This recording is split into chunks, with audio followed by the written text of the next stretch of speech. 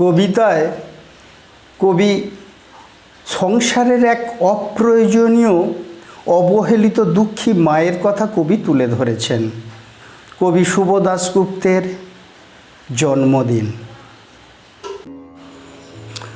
আজ পয়লা শ্রাবণ। খোকন, আজ তোর জন্মদিন। তুই যখন জন্মেছিলি আমরা তখন যাদবপুরের নতুন গড়ে ওঠা কলোনির টালির ঘরে। তোর স্কুল মাস্টার বাবা সেই হ্যারিকেনের আলো জ্বালা ঘরে আনন্দে আর খুশিতে ঝলমলে হয়ে উঠেছিলেন। তুই আসার পর তোর নাম রেখেছিলেন সুকল্যাণ। মানুষটার মনটা ছিল একেবারে শিশুর মতন। অভাবে অনটনে বেঁচে থাকার নানান দুর্বিপাকেও ভেঙে পড়তেন না কখনো। সকলের ভালো চাইতেন মন থেকে। বলতেন, দেখো একদিন এই দেশের মানুষ ঠিক মুক্তি পাবে, অশিক্ষা থেকে, দারিদ্র থেকে, শোষণ থেকে মুক্তি। আজ পয়লা শ্রাবণ। খোকন, আজ তোর জন্মদিন। তোর মনে আছে আমাদের ভাঙা ঘরের মেঝেতে বাক্স থেকে বের করা মেজমাসির হাতে তৈরি আসনটা পেতে দিতাম, সামনে রাখতাম ঠাকুরের আসনের প্রদীপখানা। তুই বাবু হয়ে বসতিস চুপটি করে। আমরা একে একে ধান দুর্বা দিয়ে আশীর্বাদ করতাম। তোর বাবা বলতেন, বড় হও, মানুষ হও। তোর বাবার সেই বন্ধু ঘোষ কাকু, উনি বলতেন, বেঁচে পড়তে থাকো। তুই জিজ্ঞেস করতিস, মা পড়তে থাকা মানে কি মা? আমি বলতাম না কিছুই, শুধুই ধান দুর্বা দিতাম আর মনে মনে বলতাম, ঠাকুর ঠাকুর আমার খোকনকে মস্ত বড় মানুষ করে তোলো।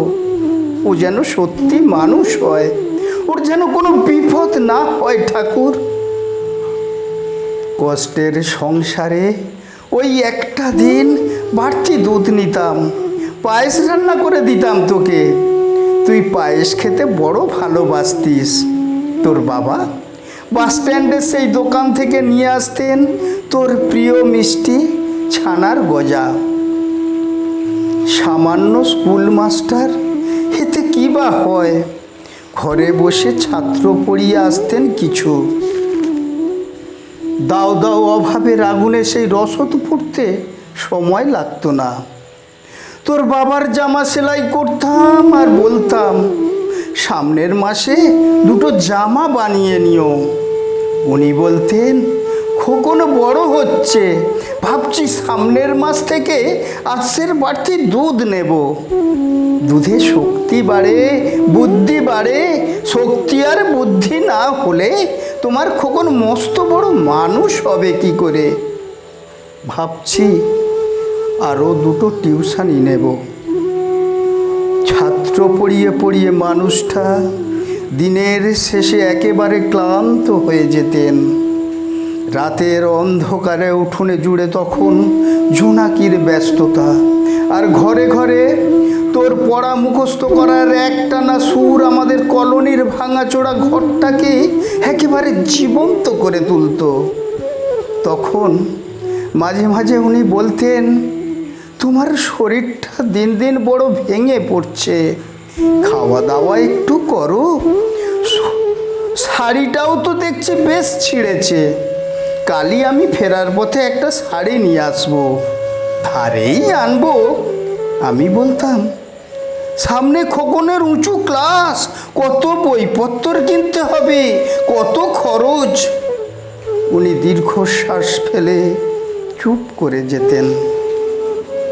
জোনাকিরা অদৃশ্য আলোয় আলপনা আঁকত উঠোনের আগাছার ঝোপে। আবহ সঙ্গীতের মতো তুই ঘরে বসে পড়া মুখস্থ করতিস, ইতিহাস, ভূগোল, গ্রামার। ঈশ্বর আমাদের নিরাশ করেননি।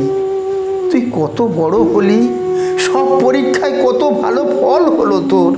তোর বাবা বললেন, আরও পড়ো, উচ্চ শিক্ষায় উচ্চ সম্মানের একমাত্র পথ। তুই আরও পড়লি, কত বড় চাকরি হলো তোর। তোর মনে আছে খোকন, প্রথম মাসে মাইনে পেয়ে তুই আমাদের জন্য কত কি কিনে এনেছিলি? তখন তো আমরা চলে এসেছিলাম শ্যামবাজারে। তোর দু কামরা সাজানো গোছানো বেশ বড় ফ্ল্যাটে, অফিস থেকেই তো দিয়েছিল। সেই ঘর, সেই বারান্দা, কত স্মৃতি, কত ছবি। সেই বাড়িতেই তো সেই বাড়িতেই আশ্বিনের এক ঝোড়ো বিকেলে তোর বাবা যেদিন চলে গেল, তুই বাবার বুকের ওপর কাঁদছিলি হাউ হাউ করে হাপুস নয়নে।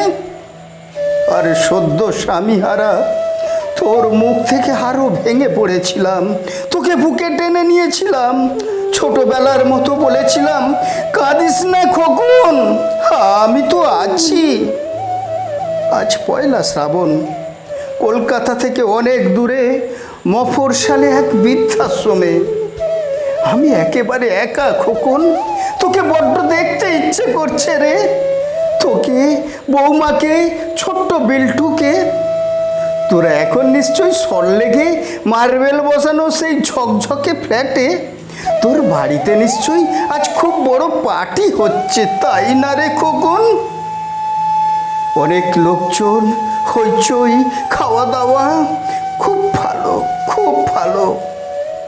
আমার মনে পড়ছে যাদবপুরে ভাঙা ঘরে রাত্রিরে তুই আমার পাশে শুয়ে মাঝে মাঝে হঠাৎ ভয় পেয়ে জড়িয়ে ধরতিস আমাকে। আমি বলতাম, ভয় কি রে খোকন, যার মা থাকে তাকে কে ভূতে ধরে।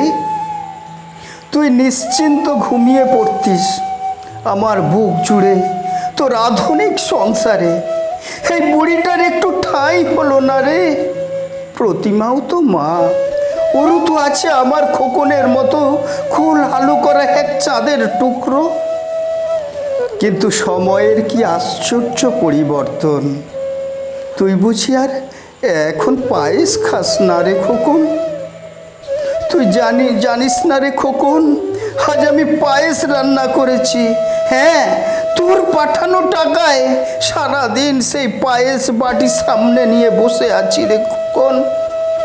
এই বৃদ্ধাশ্রমে আমার একলা ঘরে আর কেউ নেই রে খোকন। তুই একবার আসবে খোকন, একবার, শুধু একবার।